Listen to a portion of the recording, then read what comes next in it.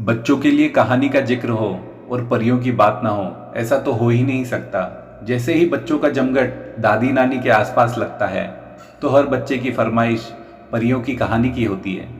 ये कहानियाँ आज से नहीं बल्कि सदियों से सुनी और सुनाई जा रही है।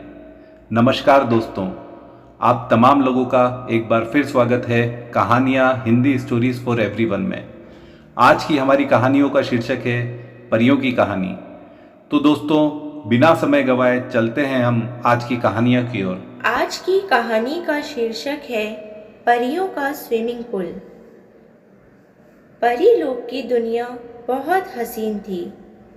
उसमें छाया नाम की परी भी थी। छाया और उसकी सभी सहेलियां मिलकर एक दिन धरती लोक जाती हैं।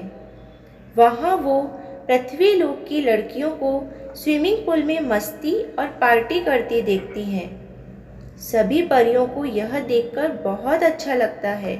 वो सब उन लड़कियों के पास जाकर कहती है, हमें भी इसमें मस्ती और पार्टी करनी है। वो लड़कियां यह कहते हुए मना कर देती हैं, यह स्विमिंग पूल तो हमारे लिए ही छोटा पड़ रहा है। तुम सब इसमें कैसे मस्ती कर सकती हो। यह सुनकर सभी परियां उदास होकर वापस परीलोक लौट जाती हैं। परीलोक पहुंचने के बाद सभी परियां रानी परी के पास जाती हैं और उनसे अपने लिए जादुई छड़ी मांगती हैं। रानी परी उनको कहती है, अभी तुम लोग सिर्फ 16 साल की हो। 18 साल की होने के बाद ही परियों को जादुई छड़ी दी जाती है। ऐसा सुनकर सभी परियां मायूस होकर रह जाती हैं। तभी छाया परी कहती है, कल मैं अपनी माँ की छड़ी ले आऊँगी, फिर हम सब भी पूल पार्टी करेंगे। सभी परियां यह सुनकर खुश हो जाती हैं। दूसरे दिन छाया परी अपनी माँ की छड़ी ले आती है। सभी परियां पृथ्वी लोक पर आती हैं और छाया परी से पूछती हैं, तुमको इस छड़ी को चलाना तो आता है? छाया परी कहती है, एक बार मैंने माँ को इसको चलाते हुए देखा है और वह उस छड़ी की सहायता से एक स्विमिंग पूल बना देती है। सभी परियां उसमें मस्ती करती हैं, खूब खाती पीती हैं। शाम होने को आ रही होती है तो सभी परी लोग वापस लौट जाती हैं। दूसरे दिन सभी परियां वापस मस्ती करने आती हैं। तभी वहाँ से कालू नाम का एक आदमी गुजर रहा होता है। वो वहाँ परियों को मस्ती करते हुए देखता है तो सोचता है, इन परियों को अगर मैं काली चुड़ैल के हवाले करूँगा तो वो मुझे बहुत पैसे देगी। ऐसा सोचकर वो काली चुड़ैल को लेने पहुँच जाता है। सभी परियां जब देखती हैं रात होने वाली है तो वो छाया परी को चलने के लिए कहती हैं। वो सभी जाने वाली ही होती हैं। तभी वहाँ काली चुड़ैल अपनी झाड़ू पर बैठकर आ जाती है। चुड़ैल सभी परियों को कैद करने वाली ही होती है। तभी वहाँ रानी परी आ जाती है। रानी परी को देखकर काली चुड़ैल वहाँ से भाग जाती है। सभी परियां रानी परी से माफ़ी मांगती हैं और पूछती हैं, आपको कैसे पता चला कि हम यहाँ पृथ्वी लोक पर आए हुए हैं? तब रानी परी बताती है, जब तुम लोग मुझसे छड़ी लेने आए थे तभी मैं समझ गई थी और फिर छाया परी ने अपनी माँ की छड़ी चुराई तो इससे मुझे पूरा यकीन हो गया तुम लोग किसी भी मुसीबत में पड़ सकती हो, तो मैं यहाँ चली आई। रानी परी ने सभी परियों को समझाया, आगे से बिना बताए कहीं पर भी नहीं जाना, इससे तुम लोग किसी भी मुसीबत में फंस सकती हो। सभी परियों ने रानी परी से वादा किया और आगे ऐसा कभी नहीं करने की कसम खाई। अगली कहानी का शीर्षक है निशा, अंजलि और परी। एक बार की बात है, एक गांव में दो लड़की रहा करती थी। एक लड़की का नाम निशा था तो दूसरी लड़की का नाम अंजलि था। वह दोनों लड़की एक ही घर की थी। निशा की माँ अब इस दुनिया में नहीं थी, लेकिन उसके पिता ने दूसरी शादी कर ली थी, जिसके कारण अब निशा की एक सौतेली माँ और बहन भी थी। निशा की सौतेली बहन अंजलि ही थी। निशा अंजलि को अपनी सगी बहन के जैसा ही मानती थी, लेकिन अंजलि ऐसी नहीं थी। वह निशा को सौतेली बहन के साथ ही अपनी दुश्मन भी मानती थी। वही अंजलि की माँ का भावना भी कुछ इसी प्रकार की थी। निशा सुबह उठने के बाद घर का सारा काम किया करती थी। उसके बाद बिना कुछ खाए वह दिन भर गाय और भैंस चराने गांव से बाहर जंगल की ओर जाया करती थी। पूरा दिन वह गाय भैंस को चराती और शाम को फिर से घर का काम करती थी। लेकिन इतना सारा काम करने के बाद वह जब भी खाना खाने बैठा करती, तब उसकी सौतेली माँ और बहन उसे खाना सही से नहीं खाने देते। निशा को उसकी सौतेली माँ और उसकी बहन काफ़ी परेशान किया करती थी। इसके साथ ही वह उसे काफ़ी मारा करती थी। एक बार जब निशा की तबीयत बहुत खराब हो गई, फिर वह उसे घर का सारा काम करना पड़ता था और गाय भैंस को चराना पड़ता था। जब उसकी तबीयत खराब थी और वह गाय भैंस चराने गई थी, तभी उसे एक काफ़ी कमज़ोर बूढ़ी औरत नज़र आई। वह औरत इस लड़की के पास आई। औरत ने धीमी आवाज़ में कहा, लड़की, मेरा गला सूखता जा रहा है, क्यों तुम्हारे पास पानी है? निशा के पास पानी तो नहीं था, लेकिन निशा ने अपनी भैंस का दूध निकालकर उस बूढ़ी औरत को पीने को दिया। बूढ़ी औरत निशा के इस व्यवहार से बहुत खुश हुई। वह औरत वहाँ से चली गई।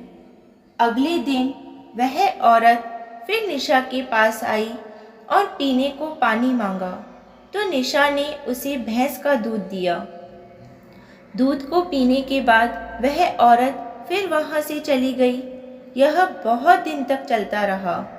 एक दिन निशा की सौतेली माँ ने भैंस के दूध पर ध्यान दिया।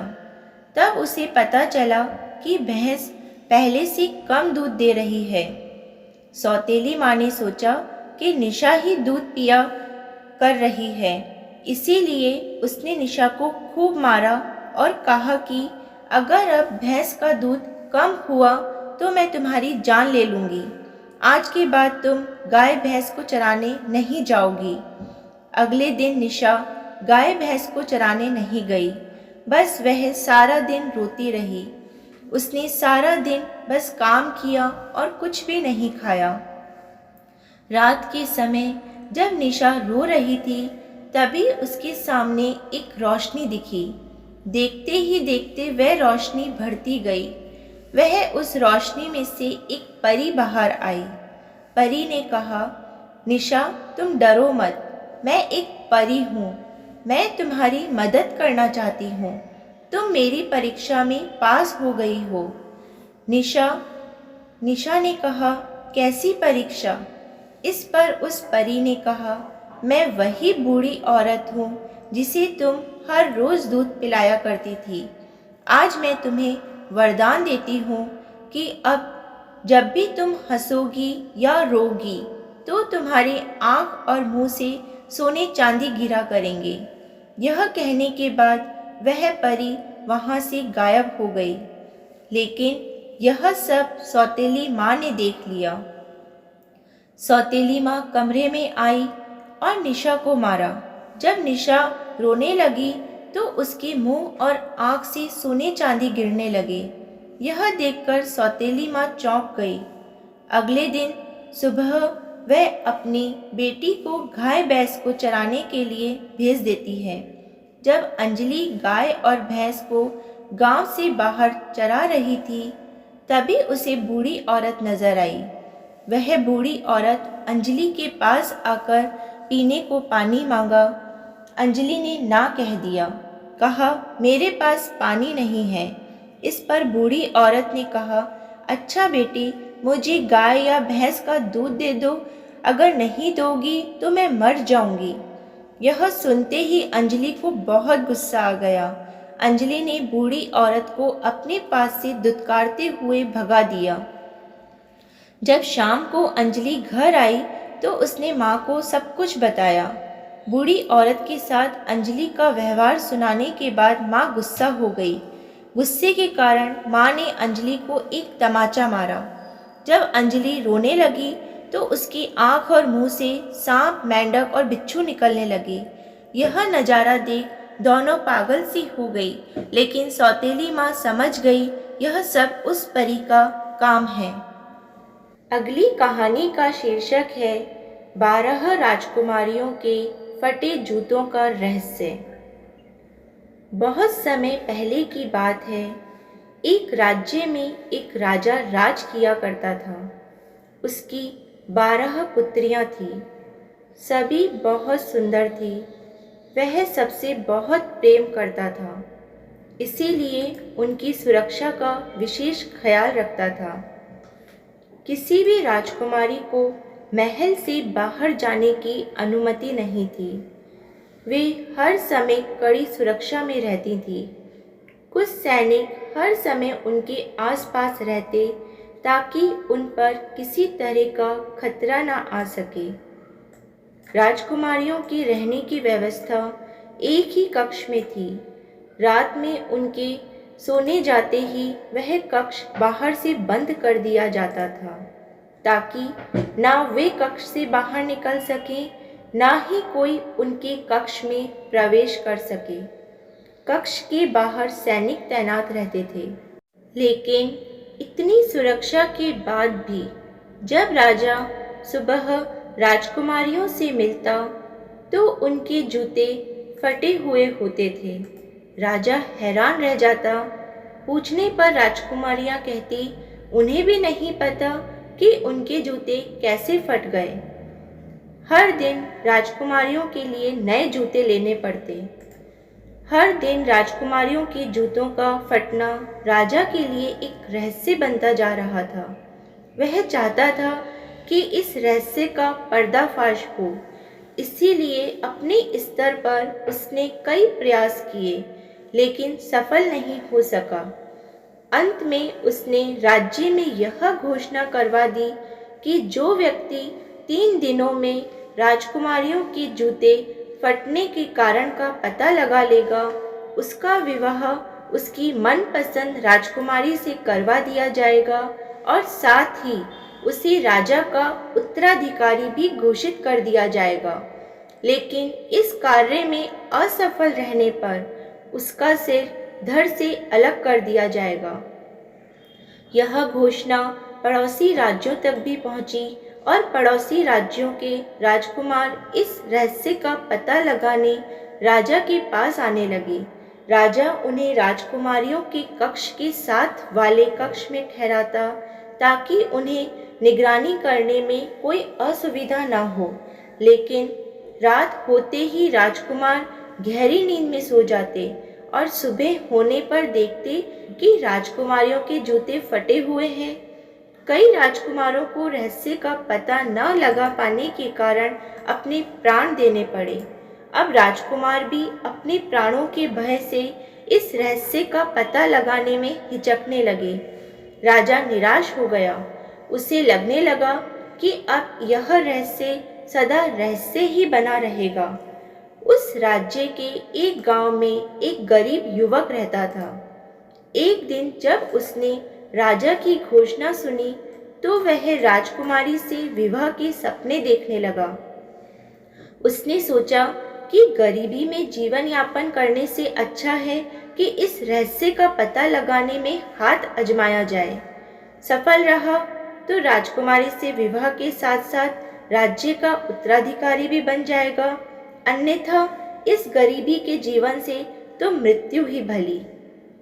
अगले दिन उसने एक पोटली में उसने कुछ रोटियां बांध ली और पैदल ही राजमहल की ओर निकल पड़ा। बिना रुके वह चला जा रहा था। शाम तक उसे किसी भी हालत में राजमहल पहुंचना था। चलते चलते दोपहर हो गई और उसे भूख लगाई। वह थक भी चुका था, इसीलिए एक पेड़ के नीचे भोजन करने और सुस्ताने के लिए बैठ गया। लेकिन जैसे ही उसने खाने के लिए पोटली खोली तो एक बूढ़ी औरत वहां आ गई और उसने उसका खाना मांगा। युवक भूख से बेहाल था, लेकिन दयावश उसने अपनी सारी रोटियां उस बूढ़ी औरत को दे दी। रोटियां खाकर वह औरत तृप्त हो गई और उसने युवक को ढेर सारा आशीर्वाद दिया। पूछने पर युवक ने उसे बताया कि वह राज्य की 12 राजकुमारियों के जूते फटने के रहस्य का पता लगाने जा रहा है। तब बूढ़ी औरत ने उसे एक टोपी दी और बोली, बेटा, ये कोई साधारण टोपी नहीं है, ये एक जादुई टोपी है। इसे तुम जब भी पहनोगे अदृश्य हो जाओगे। हो सकता है ये तुम्हारे काम आए। और हाँ, मेरी एक बात याद रखना, यदि राजकुमारियाँ तुम्हें कुछ भी खाने पीने को दे तो उसे मत खाना। टोपी लेकर युवक ने बूढ़ी औरत से विदा ली और महल की ओर चल पड़ा। शाम होने तक वह महल पहुंच गया था। महल के द्वारपाल द्वारा उसे राजा के समक्ष ले जाया गया। उसने राजा को अपने आने का प्रयोजन बताया तो राजा के राजकुमारियों के कक्ष के निकट एक कक्ष में उसके रहने की व्यवस्था कर दी। रात में युवक अपने कक्ष में बैठा हुआ था कि सबसे बड़ी राजकुमारी शरबत लेकर उसके पास आई और उसे देते हुए बोली, मैं यह शरबत भेंट कर आपका महल में स्वागत करती हूँ। आपने ऐसा शरबत पहले कभी नहीं पिया होगा। इतनी सुंदर राजकुमारी को देख युवक कुछ कह ही नहीं पाया और बूढ़ी औरत द्वारा दी गई चेतावनी भूल गया। शरबत का गिलास हाथ में लेकर वह उसे एक बार में ही गटक गया। राजकुमारी मुस्कुराते हुए चली गई।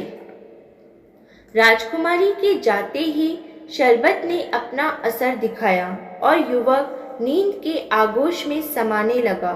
वास्तव में उस शरबत में नींद की दवा मिली हुई थी। रात भर युवक गहरी नींद में सोता रहा। सुबह उठकर जब वह राजा के पास गया तो उसे पता चला कि 12 राजकुमारियों के जूते फटे हुए हैं।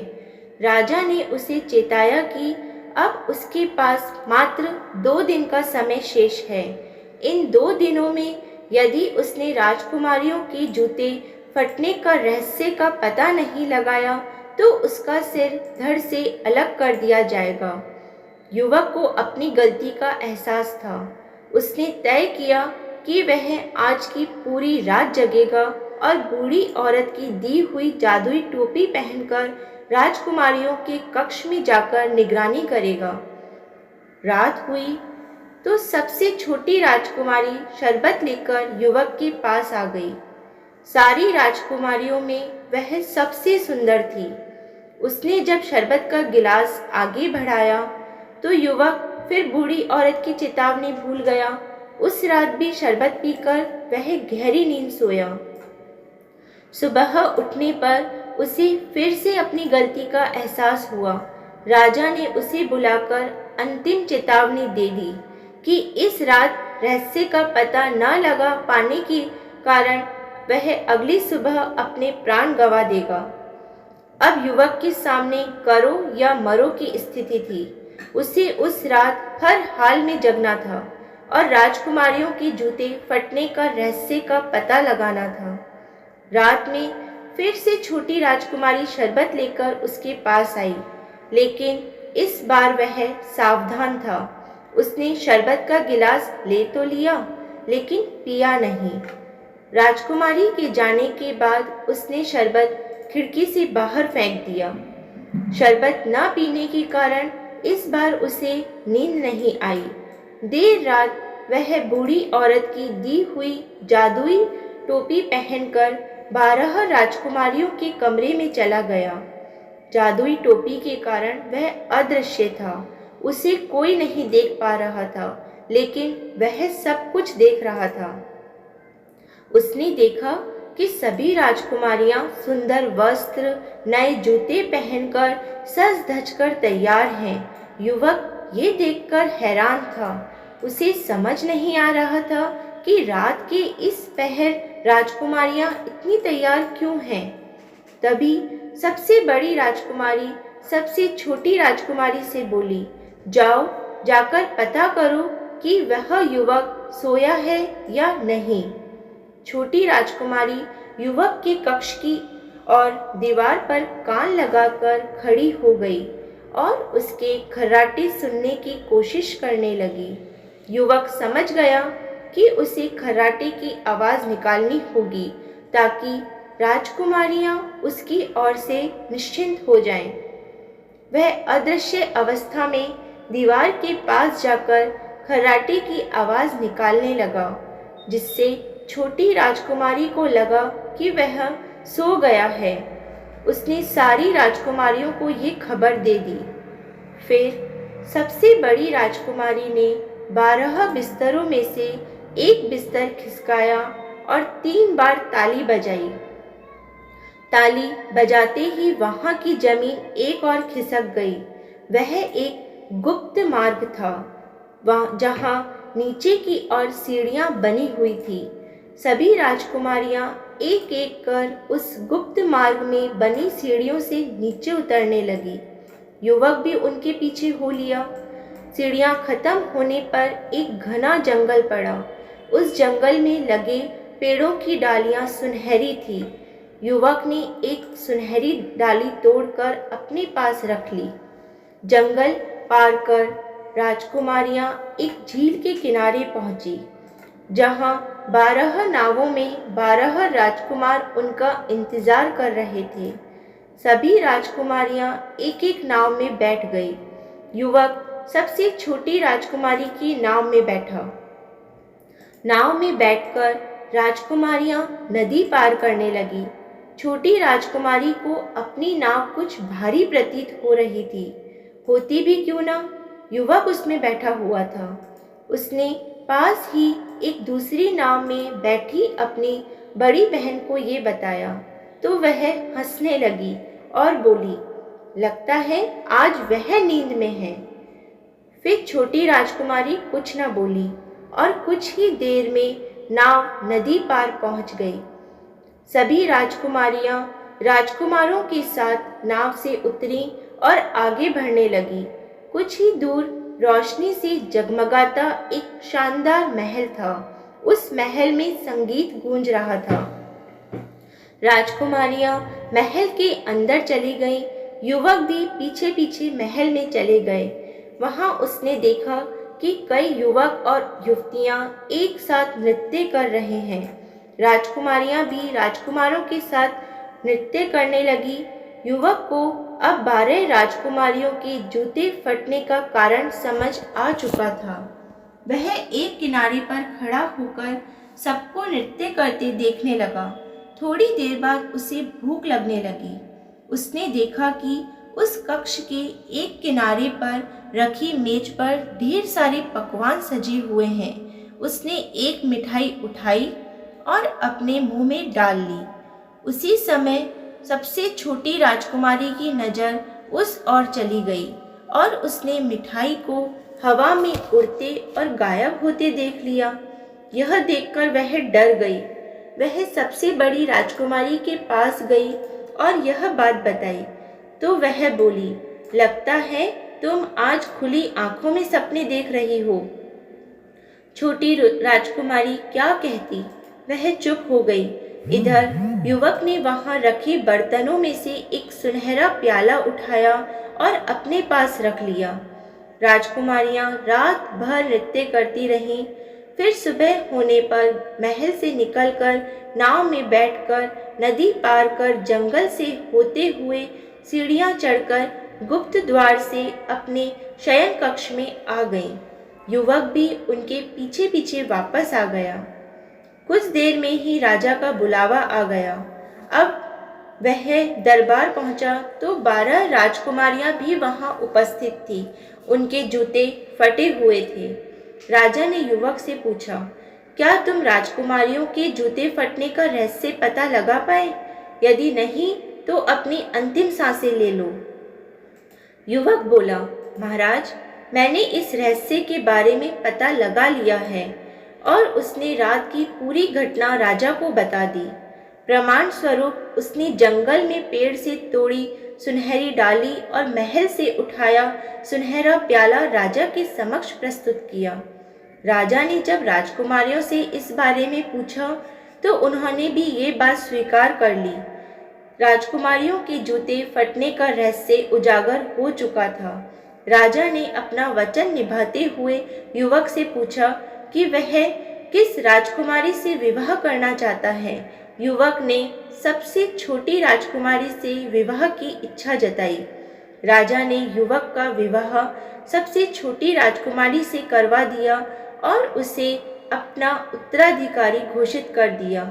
इस तरह अपनी नेकदिली और निडरता से एक साधारण युवक उस राज्य का उत्तराधिकारी बन गया। अगली कहानी का शीर्षक है डांसर परी। एक गांव में ज्योति नाम की लड़की अपनी माँ के साथ रहती थी। उसकी माँ मेहनत मजदूरी करके उसे पढ़ा रही थी। एक दिन ज्योति अपने कॉलेज से घर आ रही होती है, तब उसे एक डांस क्लास दिखाई देती है। ज्योति को डांस करना बहुत पसंद होता है। वो डांस क्लास के अंदर चली जाती है। अंदर जाकर वो देखती है वहाँ पर बहुत सारी लड़कियाँ डांस प्रैक्टिस कर रही होती हैं। वो उसको देखकर हंसने लगती है और उसका मजाक बनाती हैं। गरीब लोगों को यहाँ डांस नहीं सिखाया जाता। यहाँ पर अमीर घरों की लड़कियाँ ही डांस सीखती हैं, ऐसा कहकर उसे निकाल दिया जाता है। ज्योति भी ठान लेती है कि वो अपने आप डांस सीखकर दिखाएगी। दूसरे दिन वो टेप रिकॉर्डर लेकर अपने घर के पीछे बने हुए मैदान में चली जाती है और डांस करने लगती है। तभी वहाँ से रुबीना नाम की एक परी गुजर रही होती है। वो ज्योति को अकेले धूप में डांस करते हुए देखती है तो उससे उसका कारण पूछती है। ज्योति उसे सब बता देती है। मेरे कॉलेज में डांस कंपटीशन होने वाला है, उसमें जीतने वाले को 1 लाख का इनाम मिलने वाला है, जिसको जीतकर उन रुपयों से मैं अपनी माँ का इलाज कराऊंगी, इसीलिए मैं प्रैक्टिस कर रही हूँ। रुबीना परी उसको बोलती है, मैं परी लोक में डांस सिखाती हूँ, मैं एक कुशल डांसर हूँ, मैं तुम्हें डांस सिखाऊंगी। ऐसा कहकर रुबीना परी ज्योति को कुछ दिनों में ही अच्छा डांस सिखा देती है।